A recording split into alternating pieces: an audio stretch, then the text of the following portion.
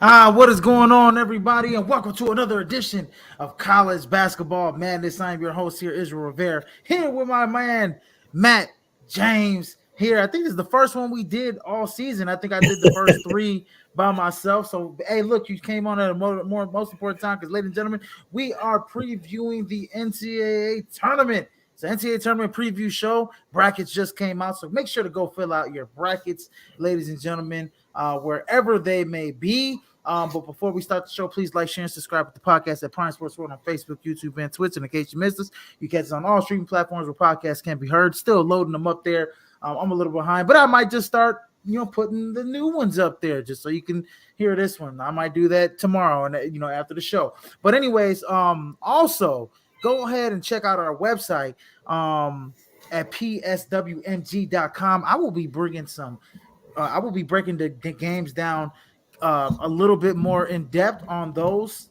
on a couple articles that I'm probably going to write tomorrow. So be on the lookout for those. I'll bring out my preview picks. I didn't want to bring out the whole shabazz today. We don't have another member on here. I was hoping I could get TJ or Christian on here, but it might be too late for them. And they would have came out with your picks, and I was going to come out with my picks on an article for you guys to see tomorrow. But nonetheless, I'll go ahead and pick some picks today. But yeah, be on the lookout for those articles.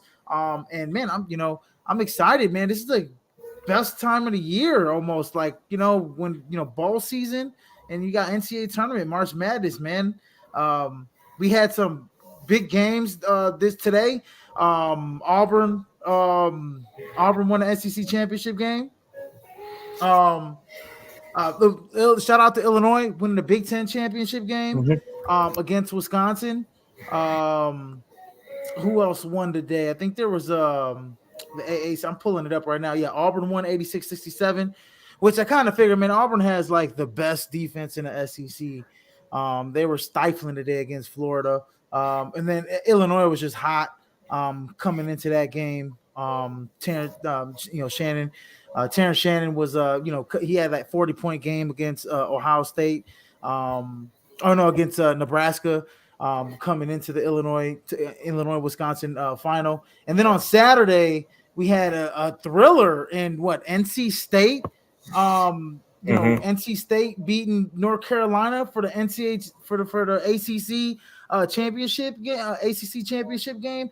We also had UConn beating Marquette for a third time this year? Yeah, it's UConn beating Marquette. I believe they beat them twice in a row. If I'm not mistaken, they beat Marquette 3 times this year so far. Yeah, they beat them 3 times this year.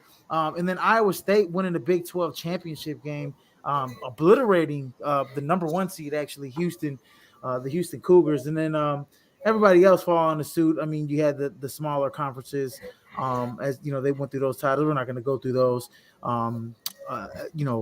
today or anything like that. But anyways, man, Matt James. Yes, sir. Oh, Oregon won the Pac-12 championship as well, ladies and gentlemen. Yeah, they came back from a quick start by U of A in that one and took control. That was the semis, I believe.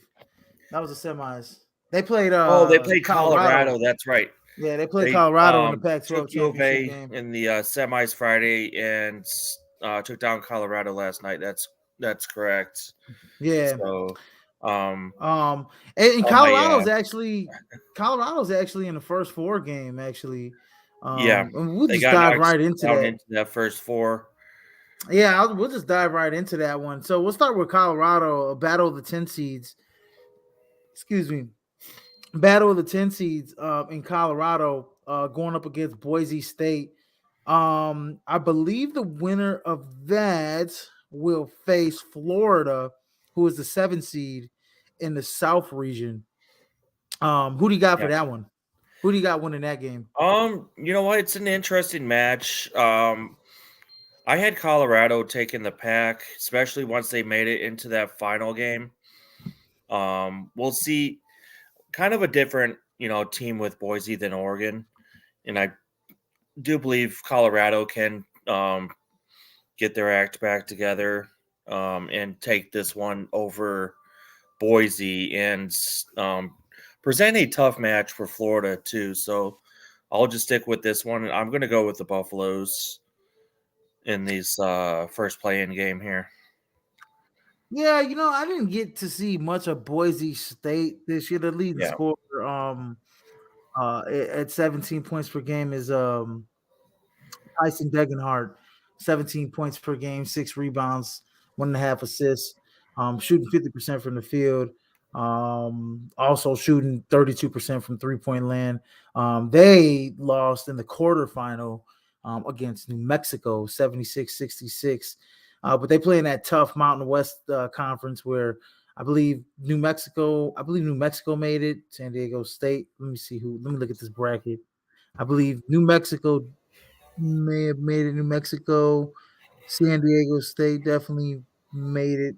They're in the Western. Yeah, New Mexico's an 11 seed. Nevada made it at 10. I know for four. I mean, Colorado State's in the first four as well. Mm-hmm. Who else is in there? San Diego State's they're on the East bracket for some reason. Who else? Who else is in that Mountain West? Yeah, I think them I got slipping up Colorado in that State. final game kind of I hurt think them. there's only 4 teams. Yeah. Oh, Utah State. Utah State. Utah State is a very tough team, man. I saw Utah State and San Diego State winning to Utah State, which is a tough place to play, by the way. And Utah State ended up beating them. It was a very tough game, but Utah State, they got some length on the perimeter. That's a team that could really shock folks. They got TCU that first round. They got TCU that first round. I believe the games are in Indy. So long ways away from Utah for the fans, but they'll make their way up there. But Utah State presents a hard, matchup for TCU because just they have length and they can rebound the basketball too as well. And they could shoot the ball too. I believe they're as a team, they're one of the better three-point shooting teams in the nation. But going back to Colorado, Boise State, I just think Colorado just has too much firepower for Boise State. I just think, you have a potential top 5 pick in Cody Williams. He actually comes off the bench. Their leading scorer, KJ Simpson, is at 19 points per game. He's solid. You got Tristan Da Silva as well from Colorado, who's a solid player as well. So give me Colorado to actually, win that game against Boise State, make it in. And I forgot who they're going to be playing. They're going to be playing Florida. Anyways, next game in the first 4 on Wednesday. I believe we have Montana State and Grambling. Grambling just won the SWAC. I believe it was yesterday, 2 days ago, or yesterday they won the SWAC. You know what? I'm gonna go with Grambling, man. I don't know too much about him. I haven't seen Grambling play. You know what I mean? Like I haven't really seen him play, but I saw how they played last week. I mean, yesterday, and I saw some things that I liked. What I saw out of Grambling. They got some athletes out there that could fly across the floor. So yeah, give me Grambling in that game against Montana State. Montana State though, 17-17. They're 4.5 point favorite. Hey, I mean, who knows? I mean, I think with Montana State, they're a team that could really, they can shoot the basketball. I think they play in that Big Sky Conference, if I'm not mistaken. Yeah, they're in the Big Sky. They're in the Big Sky. Leading scorers for both teams. We have Robert Ford III at 15.9 points per game, and we have Kentavious Dozier from the Grambling Tigers at 13 points per game, leading both respective teams. Robert Ford actually is the leading rebounder as well for Montana State. You know what? Actually, I'm gonna double back. I'm gonna pick Montana State to win that game. All right. I'm gonna take Grambling to win this. I mean, I'm quickly kind of scrambling into both their season schedules and everything. They've won what is it?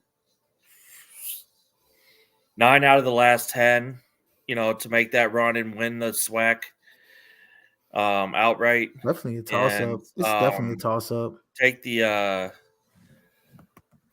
actually the 20 wins this year. So, I mean, I'm going to take the high Grambling on this one and go with Grambling Grambling. lost their Grambling started off the season Yeah, pretty 2 awful. and what they started off the season 2 and what 1 2 3 2-10 they started off the season 2-10 4-11 starting the season. Before they got into conference play, they only lost 3 games the rest of the season.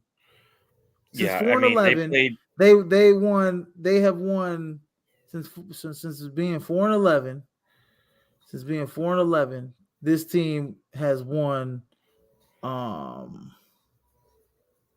since being 4 and 11, this team won what 16 out of the last 4 games. That's pretty good. Yeah, Or 16, they're 16 and 3 in their last 19 games. Like, yeah, yeah. Grambling I was mean, they're the cream of the 14-4 crop in of the the swag. conference. Yeah, That puts they're them the what cream of the 6 and crop of the 10 swag. outside. But you look at their schedule; they were on the road against Colorado, Iowa State, Oh yeah. Dayton, Wazoo, Drake, Florida, I mean and they of got course they lost to all of them by an average of 30 plus like points. 30 plus points. Yeah. Yeah, they only I mean, they put up got their heads 37 beaten in, against but Iowa State. I mean, then they got into their conference. So basically, this is a hand-me game and they played pretty much a warm-up Drake pretty tight practice game though. for Purdue. They played Drake pretty tight though. Drake's from the Missouri Valley. Oh yeah, They played Drake. They played them pretty tight. I would assume they lost, but I mean you put up. You go against Iowa State, who won the Big 12. You go against Colorado, who was in the Pac-12 yeah, championship game. You go against Florida, at Florida. I mean, those are tough places to play, and those games get you ready for this moment, right? I mean, those games got them ready. They played a very tough non-conference schedule hmm for being Grambling, and it got them ready for the SWAC. Like they yeah. I mean, obliterated, like you could tell, like in the SWAC they were like head and toes better than everybody else in the SWAC oh because of yeah, that. absolutely. I mean, Because they played that this did make non-conference them schedule. much more competitive and over all their Now, conference opponents. I mean, this is now, not even for a SWAC team. This is not an easy non-conference for any team, actually. I mean, look no, at how for many real. You teams got are in the Iowa conference State, that they had to Colorado. play against. So, as a regular Yeah, non-conference schedule, that was actually that was pretty actually close to kind of a a gauntlet pretty type decent one, of right? deal there. Yeah, their non-conference schedule is a lot harder than Montana State's. I'll tell you that right now. I mean, Montana State Yeah. lost that Seattle U by 3. They went into Cal and beat Cal, but Cal was not that good this year. No. They went into Green Bay, lost by 1. For a team traveling from Montana to UW Green Bay, Mm-hmm. that's got to be a rough travel. They went into UC Riverside, beat UC Riverside by a point, lost to Long Beach State. These are teams that these teams don't play in the Long Beach State, UC Riverside. They play in they don't play in the Big Sky. They play in the Long Beach golly. is Western. Yeah, the WCC. They play in the Yeah, WCC. the Big West. That's what it is. The Big West, is it the Big West? Yeah, Yeah. Big West. But they went into Cal. They beat Cal. That's a Pac-12 team. And Mm-hmm. then they went into Washington. They got lit up by 24. But I mean, other than that, I mean, yeah, I would say Grambling had a way tougher non-conference schedule than Montana Yeah. State. And then Montana State went on that stretch in the Big Sky where they lost 4 games in a row. They ended the season on the right note, winning the last 5 out of 6, 7 out of 8. 7 out of 9. 6 out of 8. My bad. But before that, they lost 4 in a row, and before that, they Mm-hmm. lost the 5 out of 6. Before that, in non-conference in their conference. So, we'll see. Hey, we spent a little bit too much time on this. I got Montana State beating Grambling. Whatever. Then we got Virginia, and then tomorrow, I mean not tomorrow, Tuesday, we got we'll start with the 16 guys.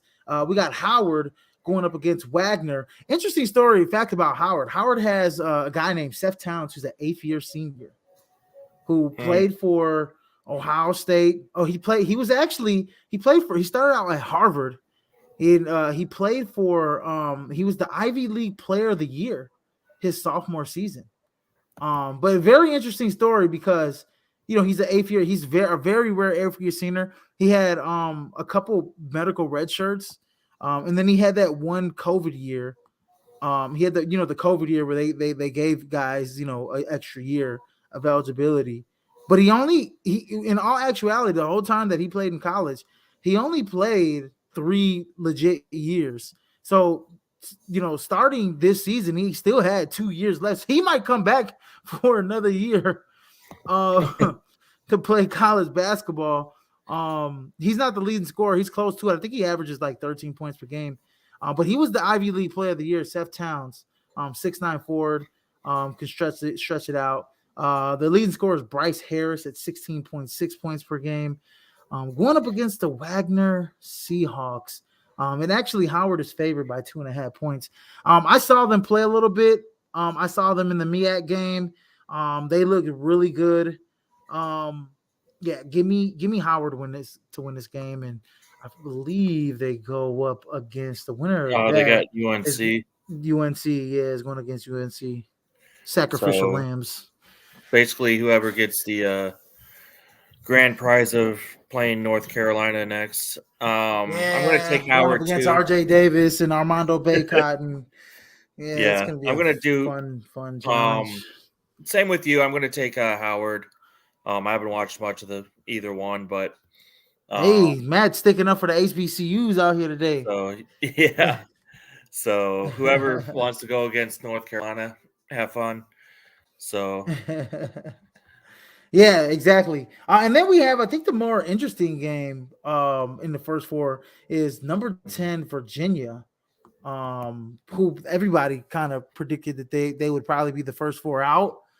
But they're actually the first 4 in. I think St. John's didn't make it. They're one of the first 4 out. Mm-hmm.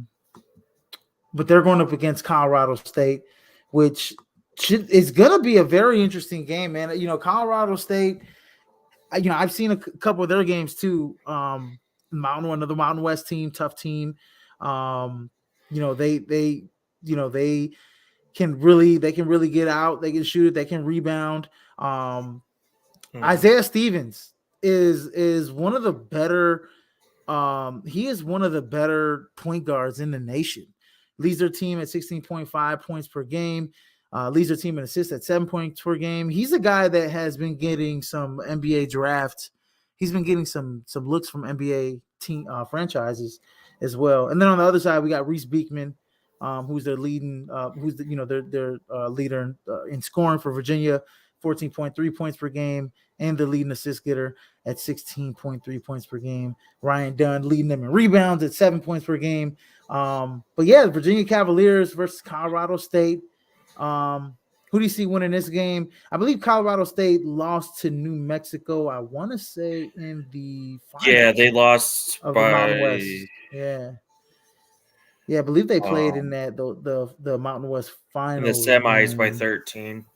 Is it the semis? Okay, yeah, it was the semis. Yeah, to a red hot New Mexico team. Yeah, it was just on fire. So I'm going to take Colorado State. I mean, I'm still questioning how they got into this play-in game.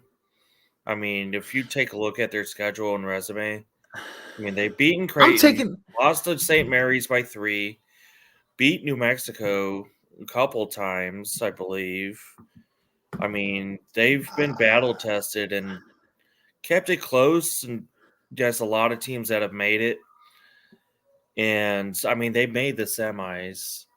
They beat Nevada to get there. So, I mean, yes, I understand their conference schedule is the lowest. They didn't just beat Creighton. Our conference that they smoked Creighton. They beat Colorado. They smoked Creighton. They beat Washington. What? Beat Boston College. Yeah, they Oh yeah, beat. they swept that ACC and Pac-12. In the Yeah. Big East, they swept all the major. Yeah, I'm surprised too that I And I'm don't going even to know say how it they. right here before diving into the actual bracket. The Mountain West, watch out. They got That's some the tough. teams that That's what can I'm make a saying. run. They got teams That's a that tough. will create some havoc in there. So And my thing is like Colorado they State could even be one of them. my thing is too. They even beat because I could make the argument like okay, Utah State should actually be where Colorado State is Hmm. in my in maybe in my opinion. Mm-hmm. But they split with Utah State. They obliterated Utah State at home. I guess the thing is that maybe Colorado State is better at home than because like they beat Creighton at home, they beat Colorado at home, they beat Washington at home, they beat Boston College at home. None of those games were on the road, and we all know like these teams like Colorado State was ranked at one point if I'm not mistaken. Um, and at home, they didn't beat any of those teams on the road, is what I'm saying. Yeah. Um, and so I could they could say, like look at Boise State the first 4 years they went to Boise State and they lost 65-58. So yeah, no, I get it. I totally get it. Um, with that being said, Well, I mean, actually give me yeah, Colorado they're State to beat on a neutral floor. Give me Colorado State to beat Virginia. yeah. I'm Yeah, taking I think Colorado Isaiah State. Stevens is gonna have a big game. Virginia doesn't score enough points. I mean, they're still tremendous on the defensive side of the ball. I mean, that's how Coach Bennett does it, but they do not score enough points to keep up with Colorado State. All Colorado State Absolutely. needs to put up 60, 70 points right there, and they got this one. So, and they should be able to do that. Absolutely. Absolutely, brother. I got Colorado State winning. And so now we're all set with the bracket. So first we got through the first four. We're going through the East region. We'll go a little quick here. We got number 1 UConn going up against Stetson. I'll go first. I got UConn just obliterating Stetson. It's not, they might just they might take out their starters, midway, early in the second half. Or first. Or first, yeah, they might be up by 40, at first quarter or something like that. First half, like yeah. That's my Mm-hmm. take on that one. I'm pretty sure you got the same thing. Next matchup, we got the number 8 Florida Atlantic, the Cinderellas of last year, them and St. Peter's. Florida Atlantic making it all the way to the Final Four Mm-hmm. last season. Going up against Northwestern of the Big Ten. Northwestern having a big year. Boo, was it? I think it's Boo Buie. Is their leading scorer? John L. Davis leading that Florida Atlantic. How do you see this one playing out? Who do you got winning this one? We'll go quick, I guess. I'm gonna take Florida Atlantic. Yeah. I mean, yeah. Being the same team as last year, they've basically been battle tested throughout this year too, beaten. They're a top 25 they took team most of down the U year of A. too. They took down Memphis, who was good. Virginia Tech, A&M, Liberty, who was there. They fought, Illinois. They fought them pretty tough till the end. Man, And Illinois I is a mean, tough team, man. Northwestern. Illinois can I make the Elite mean, Eight this year. they're kind of a tricky team, but I just don't see they can keep up with Florida Atlantic's offense. So I'm going to take the Owls to advance this one. Florida Atlantic plays like they play like legit positionless basketball. Like their whole team is just long, athletic, can get after it. So yeah, give me Florida Atlantic. I think it's gonna be a close one though, man. And Chris Collins teams are always gonna be ready to play, man. That game's gonna be an interesting one. But yeah, give me the Florida Atlantic Owls to win that one. Next game we got on the slate.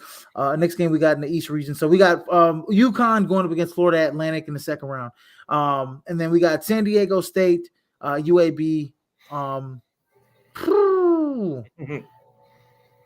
ooh. Give me San Diego State to win. That's going to be a close one though. UAB plays real tough basketball, man. UAB plays tough basketball. That's all I want to say. Yeah, I'm going to go with San Diego State too. Their defense is, stifling. Their offense, I mean, it's either hit or miss with it, but I mean, they took down Utah State twice. They took down Gonzaga. I mean, they can win games. So, and with that defense, they could be one of the teams that, could be a definite matchup problem for certain teams in this tournament. So, um, UAB being one of them to start it off with. Um, yeah, San Diego State, man. I mean, look, man. Yeah, like you said, defensively, they are a load. Um, they're scrappy. They can shoot. They can score as well in the half court, and they can get out on you as well. Hold on one second. And they can get after you as well. So yeah, I mean, and that's a team. They I want to say for San Diego State, they have the big fella, right? In Ladie, who, last year, was averaging, I think, under 10 points a game. But now he's averaging, 22, 22 and 8 for them. Then you have Darian Trammell as well, who's still on that team from last year as well, that made to the national championship. So between Jaden Ladie and Darian Trammell, I think they're going to be a little tough on UAB, but that's going to be a hell of a matchup with Yaxel Lendenborg, one of the better. He's a double machine for UAB. That's why I kind of UAB is a tough team, man. It's just going to be. It's him, Eric Gaines. This is gonna be a tough game, man. San Diego State's a 7.5-point favorite. They're battle tested though. In the NCAA tournament. Next game we got Auburn versus Yale. Upset alert.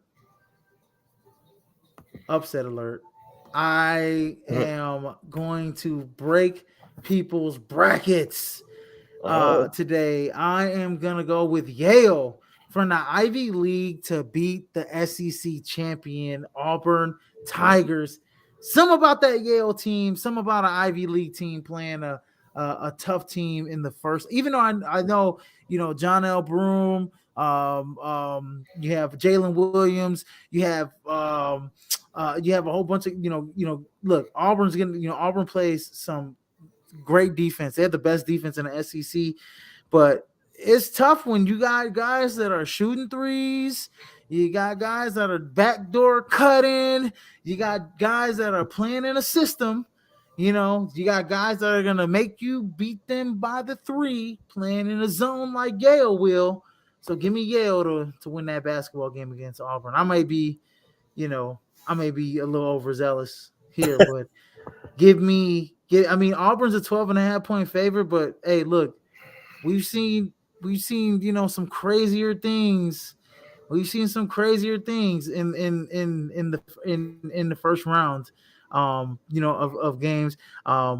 We have Danny Wolf, who's the leading point getter, and leading rebounder for Yale. But yeah, give me the Yale Bulldogs of the Ivy League to pull an upset against Auburn. Yeah, this is a dangerous 14-13 matchup. I mean, it's basically top 15 3-point defense percentage-wise versus a very good shooting 3-point team, playing those backdoor cuts the Ivy League schools like doing. And then pulling off a thrilling win today to take down Brown and win the Ivy League championship. I mean, that was fun to watch. I did catch the last few minutes of that. I'm still going to go with Auburn.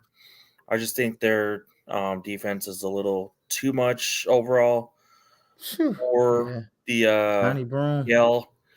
And, I mean, they got a few days to figure out, exactly what they want to do to shut down that 3-point, those 3-point shooters of Yale. And this is going to be honestly, it'll be a close one. I still have Auburn taking this, probably close to double digits towards the end of the game. So, but it'll probably be a good low scoring game overall. So I got Auburn.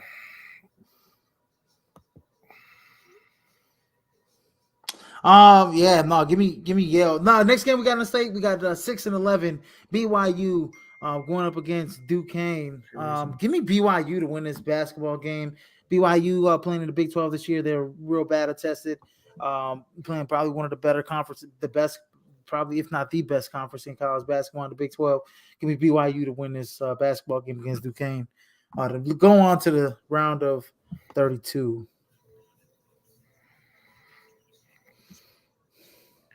Um, yeah, I really BYU. This is a tricky one. They've lost a couple of games lately. Their scoring, has lowered a bit from what we're used to them putting up in the Mm-hmm. 80s and sometimes close to that 90 mark.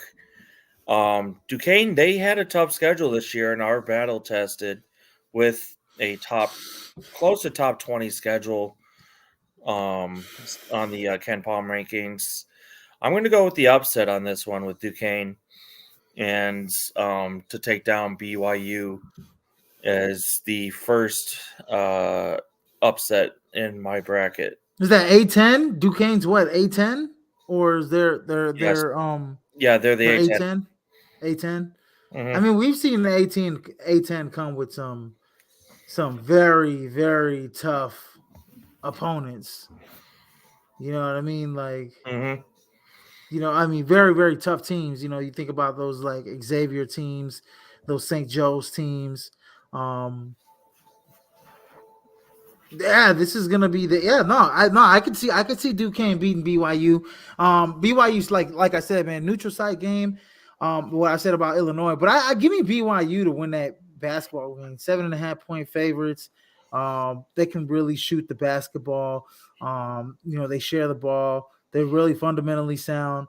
Led by Jack, point getter for BYU. And then on the other side for Duquesne, Day Grant at 16 points, just a little under 17, 16.9 points per game, leading that team. But give me BYU to win that basketball game and move on into the round of 32. And then we got number 3, Illinois, going up against number 14, Morehead State in the East region. Yeah, give me Illinois to win that basketball game. Yeah. Surprise, surprise. Surprise, surprise. Illinois. No, Illinois Morehead is State red doesn't hot have. right now. And Yeah, they played a Wisconsin team today and fended them off, who has been trying to get their footing back into it, and looks like they maybe back towards their beginning to middle season before they hit that slump to start start the year yeah. 2024 here the last couple months. Wisconsin's a 5 seed. They're a Illinois, 5 seed this year, man. those second halves in that Big Ten tournament, they've turned it up a whole new level, Man, and I do believe they're going to be a very, very dangerous team and will make a serious run, especially in this side of the I bracket. I at least I at least think that Illinois. I at least think that Illinois can possibly make, if they can win all their, I think that Illinois can possibly make, very possibly make the Elite Eight. Yeah. That's I just by the very least, Illinois I think can make the Elite Eight. I think they have the scoring to get it done. Obviously, Hmm. Terrence Shannon Jr. Back on the court. We know we had some troubles off the court, some legal troubles, but all of that is all kind of figured out already. He leads them at 22 points per game. Watch out for a guy in Morehead State, from Morehead State, Riley Minix, leading them at 20.8 points per game, 9.8 rebounds per game. Kid can really ball out. He's leading them. He's a guard. He's leading them in points and rebounds. at 6'7". Kid's shooting 54% from the field. He's a senior. The kid is shooting 34% from the field, 53% from free throw from free throws. So watch out for Morehead State here, but I think it's a little bit too much. The Illinois has just a little bit too much here for them. Next game we got on the slate, we'll move a little faster here. We got Washington State going up against Drake, the 7th and the 10. Give me Washington State to win that basketball game. It's gonna be a tough one though. Drake's a tough team. Yeah, I mean, Wazoo had a great season. I believe, what's his name? Their coach got Coach of the Year, Kyle Smith. I mean, they've had a tremendous year in the pack. Fell short of the championship, but I'm going to take Drake in this one. I just feel like they're more of a well-rounded team, stronger offensively, and the Tucker DeVree averaging nearly 22 points, the junior, who was, I believe, the player of the year again in Missouri Valley Conference. He's going to carry them to win this game in the second half. Like I said, give me Washington State. Give me Washington State to win this basketball game. I actually should be moving teams over in my bracket right now. For some reason, I don't know why I can't. Interesting. Anyways, give me Washington State to win that basketball game. Then the last game we got here in the East region, we got Iowa State going up against the Jackrabbits of San Diego State, Big 12 champions. Give me Iowa State. I think it's what is his name? Is it Toronto? Was it Lipsley? Tameen Lipsley, who's a guy that is on guys' radars for the NBA draft. He's definitely a very tough guard, one of the best guards in the nation. I expect him to make some big plays here for Iowa State against the Jackrabbits of San Diego State or South Dakota State. My fault. Yeah, give me Iowa State. I mean, their defense is going to be way too much for them. And, I mean, if they can get over that 60-point mark, I mean, that would probably be good for them, to be honest. I mean, the Iowa State team's defense has stepped it up. I mean, if you watch that Houston game, I mean, it kind of showed it there against a very, very, very well-rounded Houston team that they were about to win the final there. Absolutely. And, I mean, San Diego State just doesn't obviously come anywhere near to have anything to take them down. So we'll go a little quicker here in the round of 32. In the next round at the top of the East bracket, we got UConn going up against Florida Atlantic. Give me UConn to make it to the Sweet 16, beating Florida Atlantic. I don't think Florida Atlantic is going to have that. They'll give UConn some fits, but UConn is just so big and so tough and so skilled. UConn just resembles an NBA talented, team. Give me the UConn Huskies to win that basketball game. I mean, when you look at UConn, I mean, they've only lost 3 games all season. They lost at Creighton. They lost to Providence early on in the season. And I believe, if I'm not mistaken, they lost to, I don't think they lost to Marquette. They lost to Kansas early on in the season, 69-55. Oh, no, it wasn't Providence. They lost to Seton Hall, 75-16. Seton Hall is a team that throws out 4 guards. So Florida Atlantic might do a little similar things that Seton Hall does. Marquette's always been an issue because Marquette's small. Marquette plays real small. So, UConn can't really, but if you have a little bit of size, which Florida Atlantic does, right? Florida Atlantic is going to throw out a little bit of size against UConn. And they're going to switch everything. They're going to play great defense. With that being said, UConn, they got guys that, Donovan Clingan, who's a 7-footer, who's their leading rebounder, but he can also score, right? Tristan Newton's another guy, right? That is on NBA teams' radars. They have that fantastic freshman as well on their team, for UConn. So, this is a team that can really, they is poised to, take it all away. You know what I mean? They have all the talent on their roster. Alex Caravan's another guy, another tall guy. Who's another guy that they got? Oh, Stephon Castle. He's a McDonald's All-American. On their team. He comes off the bench for them.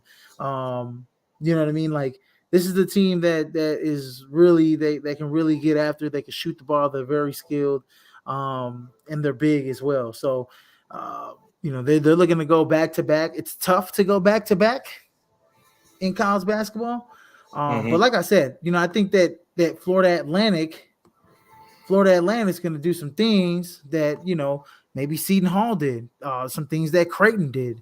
It's not like Florida Atlantic isn't the smallest team. You know what I mean? Like, Florida Atlantic can, they have some size. I mean, Donovan Clingan, they're gonna match them up with Vlad Golden, who's a 7-footer in his own right, 7'1". He can match up with Donovan Clingan. When I look at UConn, I think about all the other guys that can play, like Tristan Newton, Stephon Castle, Spencer, those guys. It's gonna be tough. I mean, like I said, John L. Davis is gonna still be on that team. Florida Atlantic's gonna get it up and running. It's gonna be a closer game than what people think. But give me the UConn Huskies to make it to the Sweet 16. And then who'd you have? You had Florida Atlantic. Yeah, I got the same. UConn over Florida Atlantic. UConn over Florida Atlantic. Yeah, FAU is going to give them fits for a while. I mean, and then I have in the round of 32, the next matchup is San Diego State. I have San Diego State Yale. You have San Diego State in Auburn. And I have I'm going to take San Diego State over Auburn. I'm going to take San Diego State. I'm going to take San Diego State over Yale. Slow Auburn down and he has to play UConn. I'm going to take San Diego State over Yale. And then I have BYU going up against Illinois. I got Illinois winning that one against BYU, even though it's in Omaha. It's in Omaha, Nebraska, right? BYU, I mean, Utah is a lot closer to Nebraska than, both teams are gonna make it out to Omaha, so it doesn't matter. But, give me Illinois. I think Illinois just has a little bit more firepower than BYU. They're more battle-tested playing. I mean, BYU played in the Big 12, so I can't really say that. But give me Illinois over BYU to make it to the Sweet 16. And then I had Washington State and my bad. And then you had, I'm sorry, who did you have again? You had Illinois and Drake. Yeah, right? I got Illinois over Duquesne. Yeah, Illinois over Duquesne. And then I got Washington State going up against Iowa State. Yeah. In the round of 32. Give me Iowa State to win that game against Washington State. Even though Washington State could shoot it out the gym, they shoot the leather off the ball. Iowa State just has a bunch of guards that just nasty with it, man. So yeah, give me Iowa State going up against Illinois in the Sweet 16 versus UConn. Yeah. And I got UConn and San Diego State. Matchup or rematch of the national championship game here. In the Sweet 16. I got UConn beating them again. I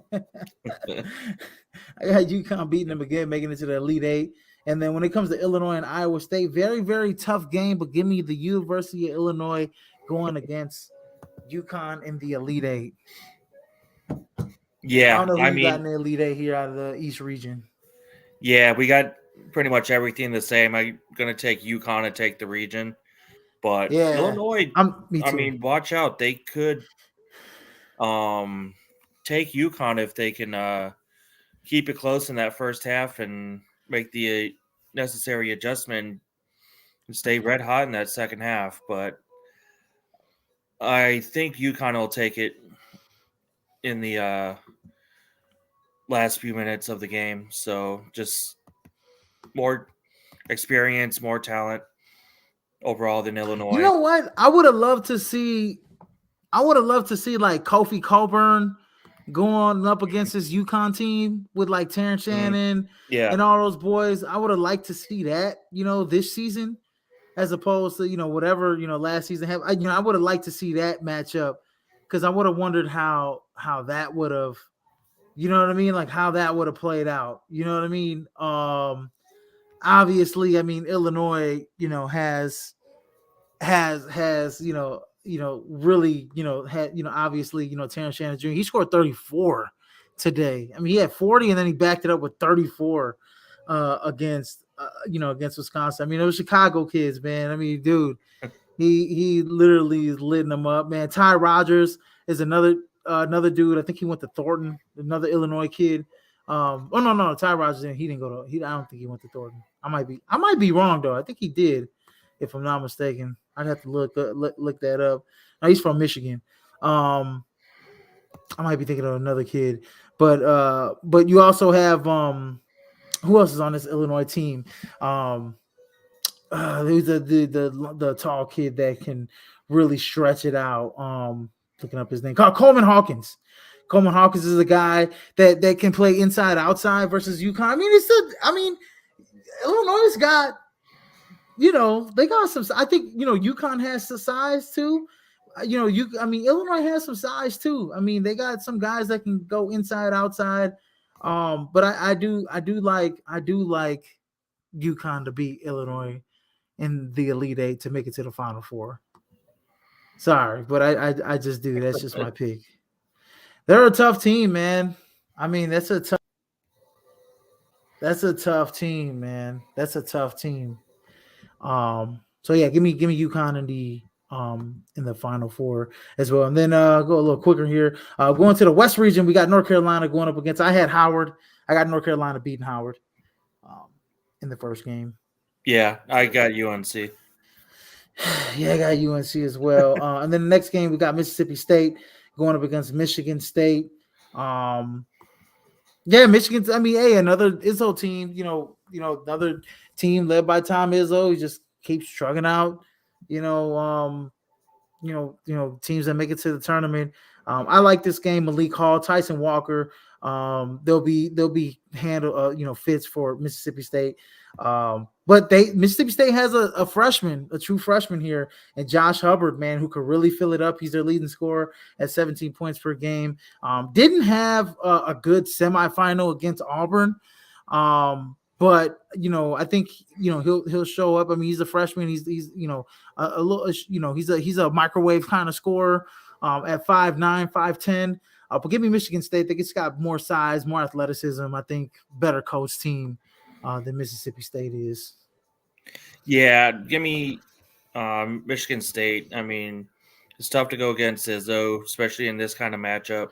Yeah. Mississippi State's been stumbling down the line the last month or so to going into their conference tournament. And Michigan State, I mean, they've either been able to take care of business against teams like Illinois and Baylor, or kept it close against Purdue, Illinois, Wisconsin.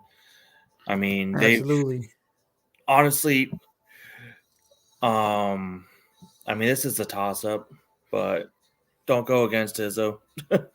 No, So I'm I've not going learned that against Michigan one in the State. I got past Michigan State. couple times. So Next game we got the 5 versus the 12 seed, the Grand Canyon Lopes, the Antelopes. This is your team right here going up against the St. Mary Gales. Aiden Mahaney, we saw him last year, true freshman. He was lighting things up for he was lighting things up for the St. Mary Gales. But hey, you know what? Hey, Grand Canyon, they have a guy in Tyon Grant Foster is almost averaging 19.8 points per game, leading scorer for that team. It's gonna be a tough one, man. You know what? Actually, man, hey, man, give me the Grand Canyon Antelopes to make it to the next round here against St. Mary's. yeah, when I saw this matchup, I was not happy. Well, and St. Mary's is going to St. be Mary's a is tough very team. well rounded, and they're Yeah, hot right and now. they're They're hot. And they taking down shooting. Gonzaga in their final. Yeah, I Um, mean they shoot it well. They shoot it well, but I mean Grand Canyon. I mean Grand they're a Canyon, team that's 29-4. Man, I mean I know playing a weaker conference, but I mean, they took care of business. They beat San Diego State. They gave South Carolina a run. So, I mean, they've played, a couple other teams that are in this tournament and can make a run themselves. Um, I'm gonna I'm going with my boys, GCU. Um, mainly because they can make that run. I mean, they do have guys in, Tyson Grant Foster, Ray Harrison can, ball too. And they could make a run at this. I mean, they could get to that second weekend, to be honest, and so can St. Mary's. Either St. way, Mary's got some good guards that can really fill it out. Like I said, Aiden Mahaney, Marcelonis, guys that can really shoot it, can really handle the ball as well. Yeah, I don't know, man. I It's gonna like mean, you is said, St. toss Mary's up. They're coming five and a into half point this favorites. a little too hot and kind of cools No, off right here? I don't think so, man. Like I said, man, give me Grand Canyon to win this game. I think they beat. I think they beat St. Mary's to win this basketball game. And then the next game we got a 4 versus the 13. Alabama going up against Charleston. The Charleston Cougars. Yeah, give me Alabama. Just too much firepower. Marcus Sears leading the way at 21.1 points per game. I believe Marcus Sears was a transfer. He might have been on that team last year, if I'm not mistaken. No, I think he was. No, he was a transfer. Yeah, he transferred last year from Ohio, out of the MAC. He was leading Ohio. He was leading the MAC in scoring at 19.6, and then came to Alabama when they had their little run. When they were pretty good with Brandon Miller last year. So yeah, give me the Alabama Crimson Tide to win that basketball game against Charleston. Too much Yeah. firepower from Alabama over there. Coach Oates, Nate Oates got those guys playing great basketball again this season. Yeah, I'm going to go with Alabama in that one. Yeah. And then the next game we got a 6 versus 11. We got the Clemson Tigers going up against the New Mexico Lobos. Here, this is going to be a very close game. New Mexico is actually favored by 2.5 points. Here, I'm gonna say, yeah, give me New Mexico, man. Jalen House, you got JT Toppin, Donovan Dent, all those guys can really, can ball out here. PJ Hall's their Clemson's leading scorer. He's definitely one of the guys. He's getting looked at by NBA scouts as well. Here for as like a second rounder or so. So, but yeah, give me the New Mexico Lobos, man. Very tough team out of the Mountain West, man. You might have like 3 or 4 Mountain West teams making it to the second round this season. No shit, real shit. You might have Yeah. you might have 3 Mountain West teams making it to the Sweet 16.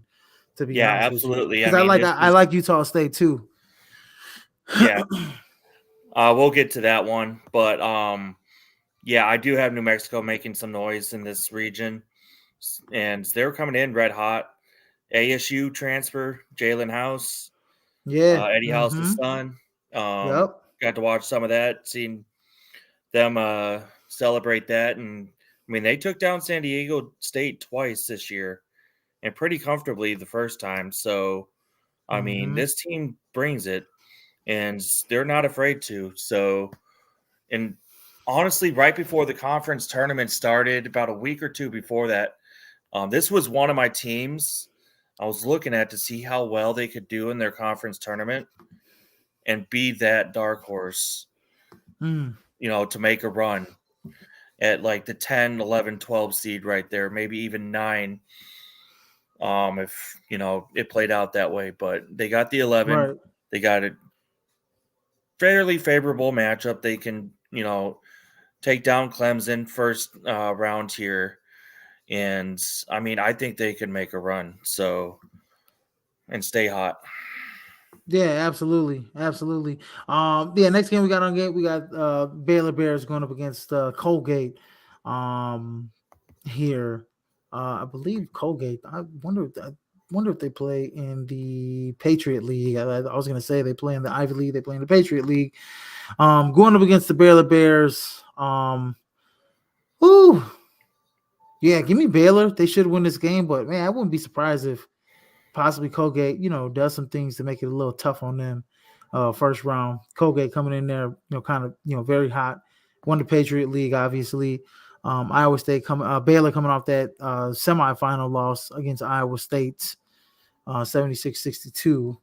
Um, so yeah, give me Baylor to win, but yeah, I think it's a little closer than the 12.5 point spread that they got there going on.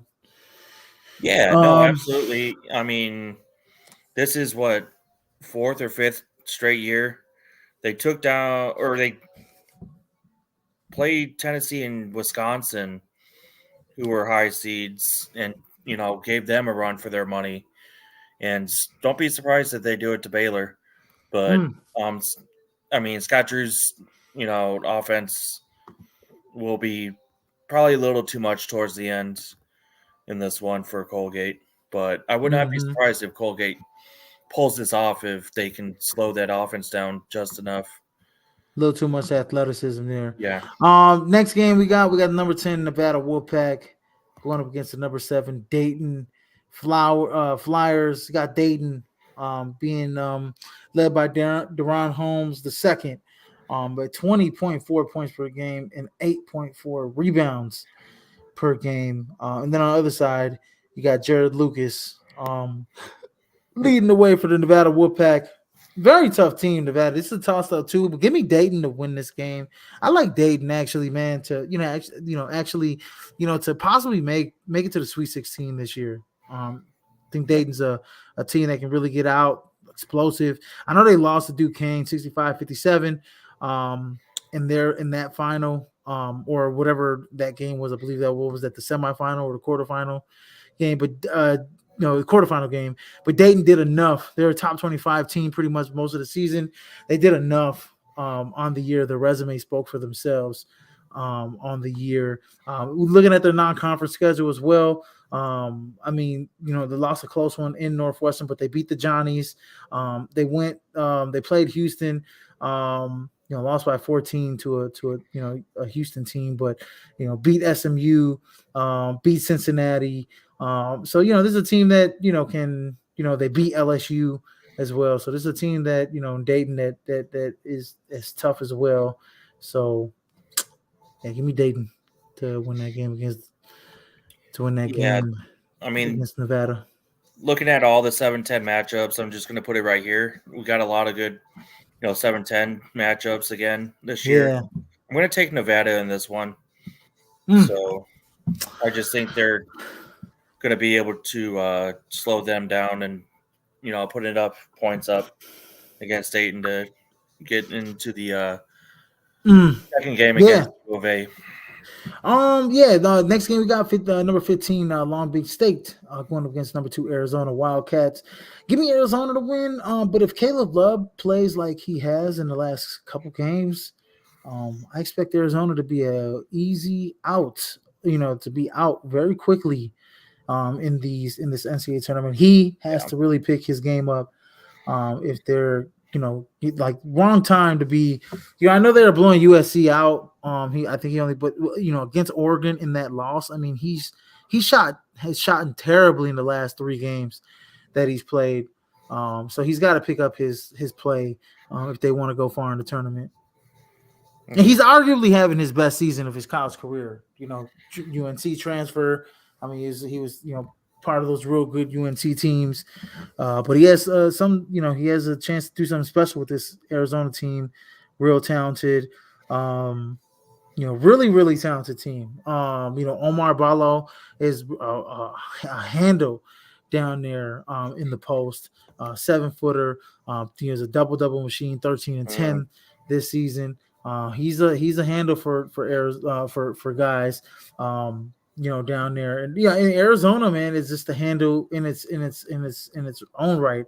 Um, they got guys. I mean, like I said, you watch a lot of U of A. These guys can really, they can really, punch you out with the best of them. You know what I mean? Like this team is dangerous. Yeah, When they're hitting on all cylinders. Pelly Larson, Caleb Love, Omar Bello.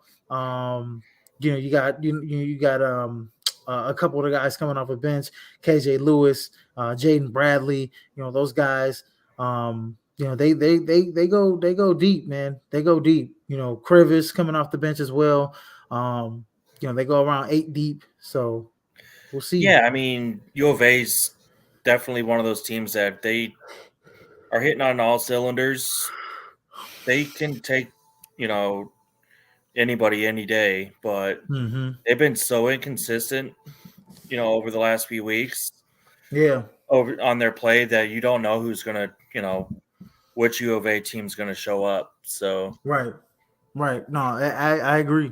I agree. I still think they should beat Long Beach State, but yeah, just moving forward. And then the round of 32, I had North Carolina going up against Michigan State. That's going to be a tough game for North Carolina. Um, we That's gonna be a very tough game for North Carolina, man. But give me North Carolina. I like North Kakalaki, man. Armando Baycott. Was it KJ Davis? Those guys. I like that Carolina team. RJ Davis. I say KJ Davis. RJ Davis leading the way for them.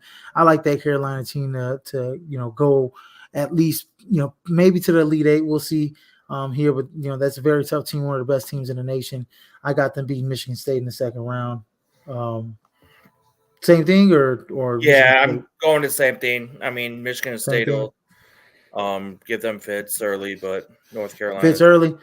And couple. I am actually gonna make a prediction here. Every year we have our Cinderella team. Every year we have a team that comes out of nowhere, or not comes out of nowhere, but you don't expect to make it far. Grand Canyon's going to be that team to make it to the Sweet 16. I got them going against Alabama, and I actually got them beating Alabama and going up against North Carolina in the Sweet 16. Did my bracket get leaked? He said, "Did my bracket get leaked?" I'm going for it. I mean, this Grand Canyon team. I mean, they gave Gonzaga, a run last year with Drew Timmy, led Gonzaga team. They only lost by like 10 or 12 to them Mm-hmm. when they played them last year. And I mean, they got, veteran leadership. I mean, more experience and, more well-rounded squad this year, I believe. I mean, from watching them throughout the year. And yeah, give me Grand Canyon. What the hell? Yeah, give me Grand Canyon to make it to the Sweet 16.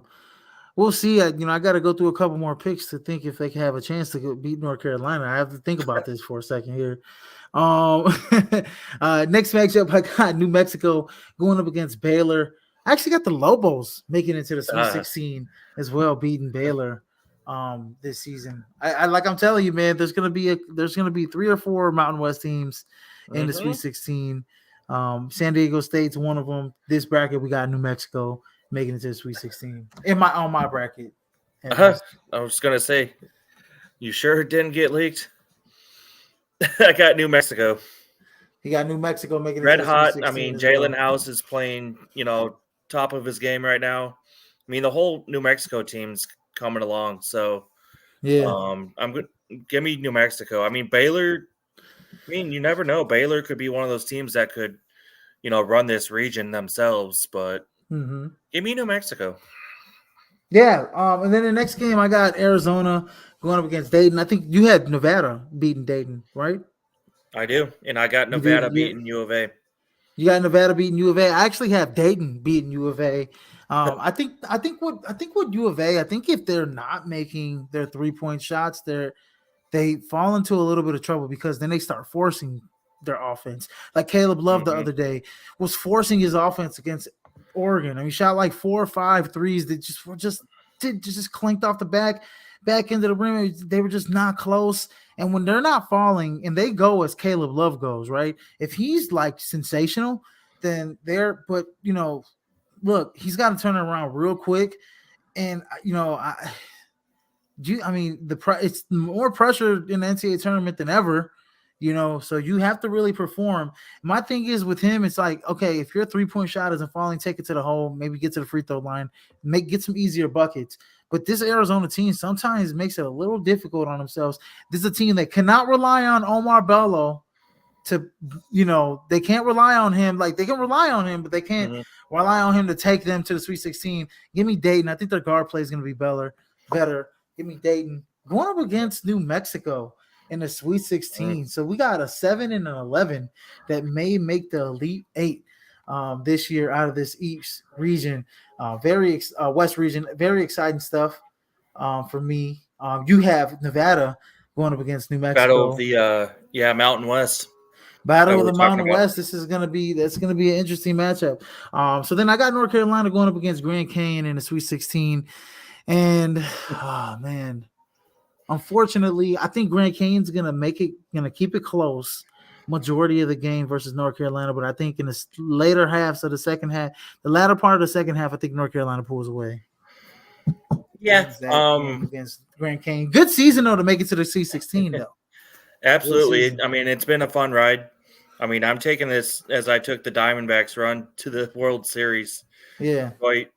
Enjoy every game, every second of this journey and this ride. So they're going to be a tough North out. Carolina game. It'll be fun. I mean, it's going to be a fun game. I think you're playing at that point. You're playing with house money. You know, I think at that point we won our first 2 matchups. We have as much confidence as we ever had all season. We're going against North Carolina. We're going to come out.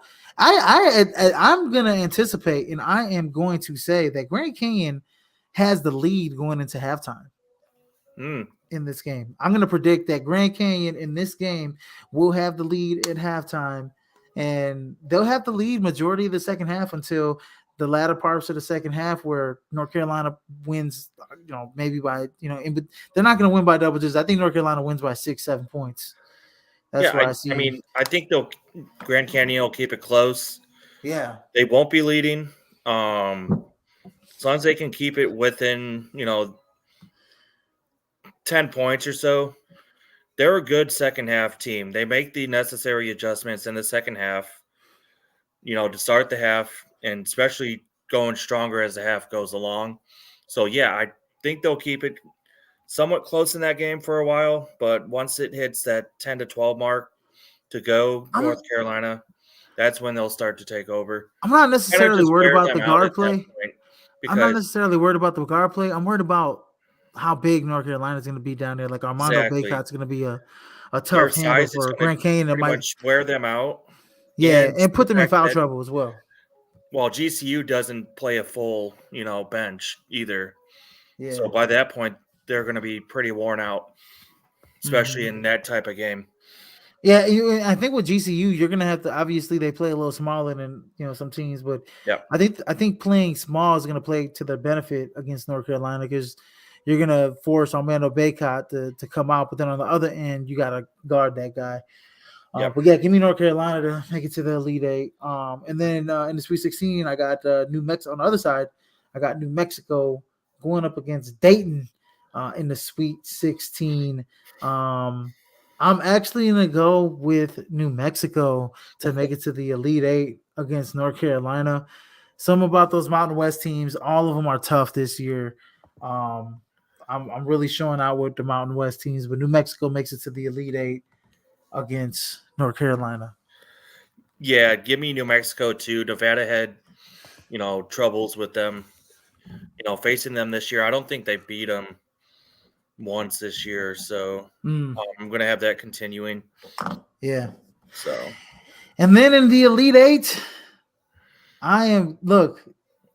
this is where we talk about some Cinderella teams. I don't know if New Mexico is a Cinderella team, but I got New Mexico beating North Carolina in the Elite 8 and making it to the Final Four. I really believe in this team. I think they're hot right now. They're playing the best basketball, some of the best basketball in the nation.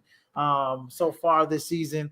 But yeah, give me New Mexico to make it to the Final Four.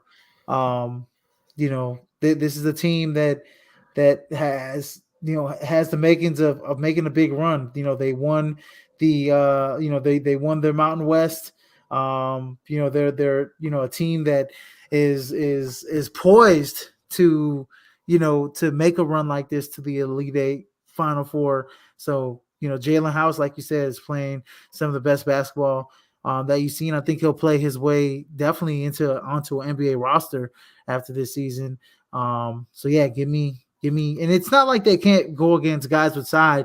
Jalen Ledee, even though he had 25 points, 7 to 12, 11 from. And he's a big boy as well, and they proved that they can beat teams with size. New Mexico's a team with size, and New Mexico's a team with grit. They're cut from a different cloth. I like New Mexico to make it to the Final Four in this bracket. So I have was it UConn and New Mexico? Oh, I well. think UConn and New Mexico, I believe, going up against each other, if I'm not mistaken. Yeah, I'm gonna I want New Mexico. This could be another, ASU guard situation, transfer out, make a deep run into the tournament with another squad with Jalen House, just like Remy Martin did a couple Yep. years ago with Kansas. Making it to the Elite Eight, playing North Carolina. I just think RJ Davis and Big Hot's going to be too much for them in the second half, and they're going to end that actually tremendous run New Mexico has been on in another fun matchup for North Carolina. Another smaller school coming in and giving them fits. Yeah, no, absolutely. I do think that it's going to be very interesting type of game, type of matchup, but I do believe that New Mexico is up for the challenge and and can beat them and can beat North Carolina. I think they're a team with grit. Then like I said, man, they're one of the hotter teams in the nation. Going up against a team that going up against a team that you know is used to being there all the time. But they're not used to a team that I don't think they're used to a team like New Mexico that just always gonna fight. They're not gonna lay down. They're not gonna lay down to North Carolina. And they're gonna be a team that is gonna make things hard on North Carolina. So yeah, give me New Mexico going up against UConn in the Final Four in Glendale, Arizona. Then the next game we'll move over to the South bracket. Go a little quicker here, if we can. South bracket, we have Houston going up against Longwood. Give me Houston. Houston. Give me Houston. Yeah, LJ Cryer, Jamal Sheed. I don't need to say anything else. I know they lost that last game to Iowa State for the Big 12 championship, but they ain't losing to Longwood. And then the next game, 8 versus 9, we have Nebraska versus Texas A&M. Give me Nebraska to win that basketball game. One thing about Nebraska, look, I like Kaisei Tamanaga. I saw him last year. Even when Fred Hoiberg was winning this, kind of building this team up. Him, Bryce Williams, both can really fill it up. Then you have, guys like, Wade Taylor, Tyrese Radford from Texas A&M. Those are your two leaders right there. One thing about Nebraska, look, man, Tamanaga can really shoot that damn basketball, man. That is a dude that can really shoot it. He can really, really, really, really, really fill it up. He can really fill it up. So yeah, I'm going Nebraska to win that game against Texas A&M. Yeah, I'm going to go Nebraska. A&M's been playing well lately, but I want to see how Nebraska, goes against Houston and see, the fact that they're well-rounded on both sides of the ball and see if they can give them fits or not. Kind of, give them a little bit more of a test than I think A&M will. Then the next game we got number 5 Wisconsin going against number 12 James Madison. Um, yeah, I man, look, I think that AJ Storr is a superstar guard in the making. I mean, he puts Wisconsin on his back. He's a Rockford, Illinois product. This kid is tough as nails. St. John's transfer. It could have really helped St. John's this year, but he goes to Wisconsin, helps him out this year. Um, Hey man, hey James Madison, they beat Michigan State early on in the year. Remember that game? Mhm. One of the first games of the year, 79-76. It was a big shocker. And they really catapulted that into really catapulted that into the rest of the season. I mean, this is a team, man. This is a team that they're 31-3. They have 31 wins. I know they have the most wins in D1, in Division 1 basketball. They hold opponents to 29% shooting behind the arc. This is a team. The James Madison is a team that is dangerous, but I like Mhm. Wisconsin. I like the star power that Wisconsin has with AJ Storr. Chucky Hepburn is one of the best defenders in college basketball and in the Big Ten. Period. This is Stephen Krause, another good guy, another good player for them. So yeah, give me the Wisconsin Badgers to win that game against James Madison. Yeah, I'm Um, gonna take Wisconsin. I mean, they've been inconsistent to start the year, but they look like they've gotten their foot back, and this will be a good mhm. game. I mean, James Madison can shoot the ball, out of the gym, and it'll be a good way to get Wisconsin's defense, you know, back in rhythm, get their confidence back, and try to slow down their a hot shooting opponent here. But I just think AJ Storr, as you said, Yeah. will carry them through this. Yeah, no, I definitely think that. Next matchup we have Duke versus Vermont. Number 4 Duke going against the number 13 Vermont Catamounts. Duke with all the star power, Kyle Filipowski, Jeremy Roach, all those guys. Playing.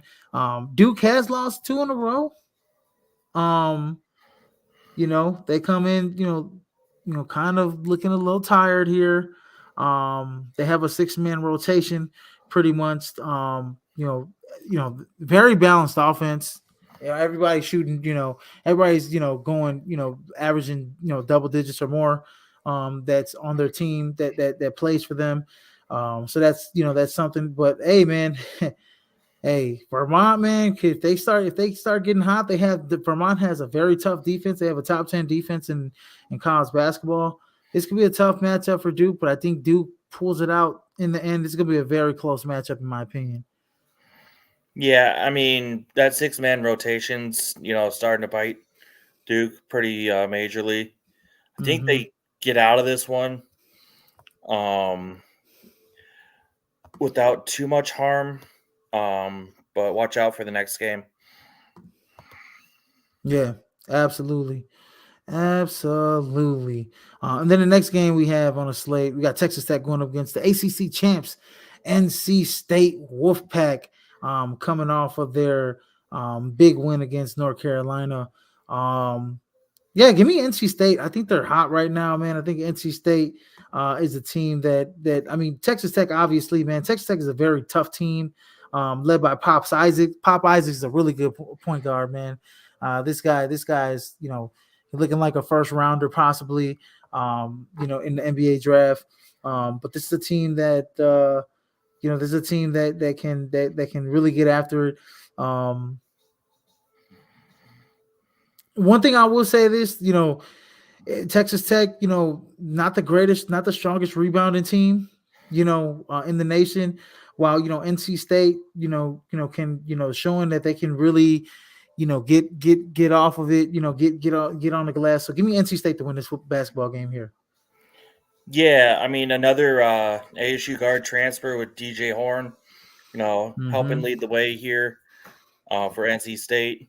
I just think Texas Tech's, just a step above overall. And I mean, NC State has been hot lately, but Give me Texas Tech, just Yeah. being a better squad than them.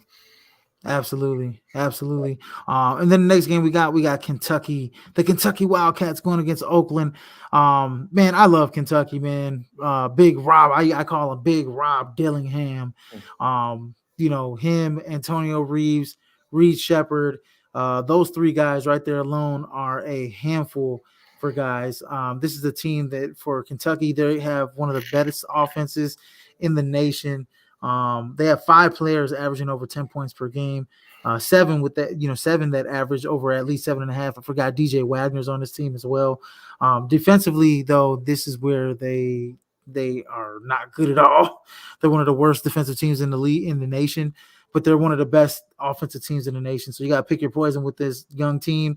But I think, man, when Rob Dillingham and Reed Shepard get it going, I mean, it is very tough. And Antonio Reeves is as consistent as they come, of a 20-point scorer. He's a senior leader for them. Too much for Oakland. I got them going into the second round, going against NC State. Yeah. Sorry, I was just looking into this next matchup. Yeah, give me Kentucky. I mean, they got too much. I mean, they had that huge win against Tennessee about a week or so ago. Mm-hmm. So, I mean, they're just too much for Oakland. Yeah, no, absolutely, I agree. So yeah, now and then the next matchup we got Florida. I had Colorado going up against Florida. I actually have Colorado beating Florida in this next matchup here.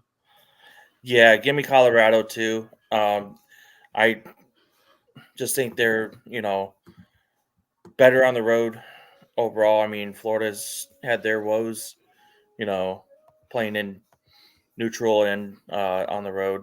So Yeah, give me Colorado absolutely, to go against absolutely. Marquette here. Then the next, exactly. I got Marquette winning the next matchup against Western Kentucky.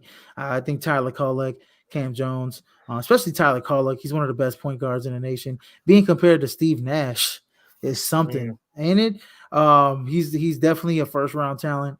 Playing for Marquette Golden Eagles. So yeah, give me Marquette going into the next round. And then we have I have Houston, Nebraska. I actually have Houston beating Nebraska and making it to the Sweet 16. Houston just a little bit too much, a little bigger, stronger on the guard side, just bigger, stronger everywhere for Houston. Calvin Sampson has his team in the Sweet 16 once again, beating Nebraska. yeah, I'm going to take Houston too. They're just going to be way too much for Nebraska, and Way they're going too to much. lose in the second half in this one. Yeah, absolutely. And then the next game we got on the slate, we have Duke. I have Duke versus Wisconsin. I definitely think that Duke Duke kind of fatigues down a little bit. I think Wisconsin shows their grit. I mean, beating Purdue was no easy task in the semifinals against the Big Ten. So they're really battle tested. I think they're playing really good basketball. I mean, they only lost to Illinois by 6 points or so. Hmm. So I think Wisconsin's a team that can give Duke some problems. Give me the Wisconsin Badgers to make it to the Sweet 16 against Houston. Yeah, I mean, as I said before, that 6-man rotation is going to come back to bite Duke again. And Wisconsin, I mean, they're getting their stuff back on defense. Mm-hmm. As long as they can stay consistent there, they definitely have enough offense to Yeah. get past Duke in this one. Absolutely. Then the next matchup, I have NC State going up against Kentucky. I actually have Kentucky beating NC State. I just think Kentucky the 3 seed, the 3 versus 11. I think Kentucky just that young team, man. I'm in love with that team. I think that team just runs. They get out and run. They have no fear. They really can fill it up. I mean, they scored over 100 points a game. They scored over 100 points in multiple occasions this season. This is a team that can really run you out the gym. And they have playmakers all over the floor. Rob Dillingham is going to be a first round pick in this draft. Reed Mhm. Shepard's probably going to be a first round pick in this draft. DJ Wagner is probably going to be a first or second round pick in this draft. So they got 3 first rounders on this team. Kentucky's just super talented, and this is for a young team. This team just is, like I said, fearless. They don't no stage is big and too big for them. So give me Kentucky, even though they fell short in the SEC tournament. I'm not really worried about that. This is Mhm. where it matters the most. I think going up against a team like NC State styles make matchups. Kentucky's a bad matchup for NC State, in my Yeah, opinion.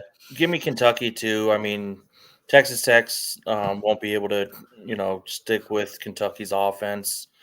I mean, Mm, they went into Knoxville and made that look easy. You yeah, know, and absolutely. I mean, it's not an easy place to play, especially against a very talented Tennessee team. Texas Tech just Hmm. doesn't have it. So Absolutely. Absolutely. And then the next matchup, I have Colorado going up against Marquette. And I think this is where Colorado's luck runs out for them in the round of 32 as Marquette moves on to the Sweet 16 to play Kentucky in their matchup. yeah, give me Marquette to go into a very intriguing matchup against Kentucky. Yeah, absolutely. And then the Sweet 16 matchup in this region, we got Houston, number one Houston going up against number five Wisconsin. I have number one Houston going up against number five Wisconsin. I'm actually going to go with the Houston Cougars to make it to another Elite Eight this year. So give me the Houston Cougars to beat Wisconsin and end Wisconsin's run. I think Houston just very, very, very tough team. Real talented, real strong at the guard position, real strong on the go on the boards, real strong defensively. They'll make things tough on AJ Store and company. So give me Wisconsin, give me Houston making it to the Elite Eight. Yeah, give me Houston. I mean, their defense, is on a whole new level, compared to most teams in the country. And I mean, they can definitely give Wisconsin's defense fits. I mean, Wisconsin's Mm-hmm. defense needs to be, you know, beyond an A, range in this game to, you know, keep it within reach in that second half I because think Houston likes to just take things over after that, halftime mark. So I'm going to take Houston to make the Elite Eight here. um yeah, I think that guys. I mean, look, man, Houston. Like I said, man, Houston is you know, man, they have the most experienced probably guards in the country, right? With LJ Cryer, Jamal Sheed, Emmanuel Sharp. If those guys are contributing at a high level, Houston can make a deep run and possibly make it to the Final Four. They're in the Elite Eight in my bracket so far, but I like Houston, to go far. I think they're just a very, very tough team and a bad matchup for a lot of teams. Until but they have to have contributions. They have to have that those three guys have to be firing on all cylinders for them to make a deep run. And then the next matchup, I have Kentucky, number three Kentucky going against number two Marquette, and I think this is where Kentucky falls short.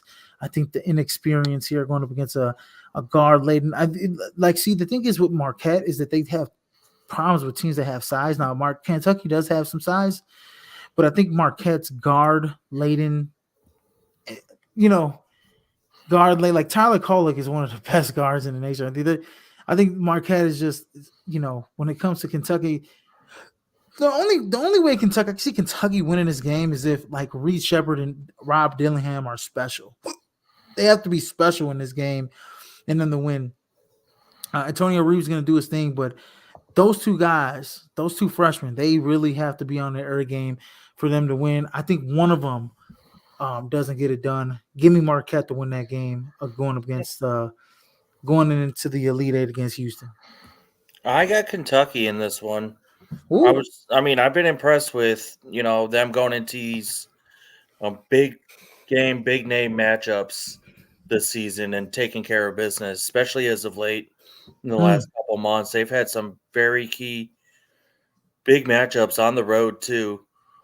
Um, and they've took care of business and they've done it pretty easily against a few of those opponents. And You know Marquette what? I'm is gonna switch a my hitter. pick. Marquette's a hit or miss with that. I mean, they've gotten blown out in those, Yeah, and they've blown teams out. So We'll You know what? I gotta which switch my Marquette pick. shows up.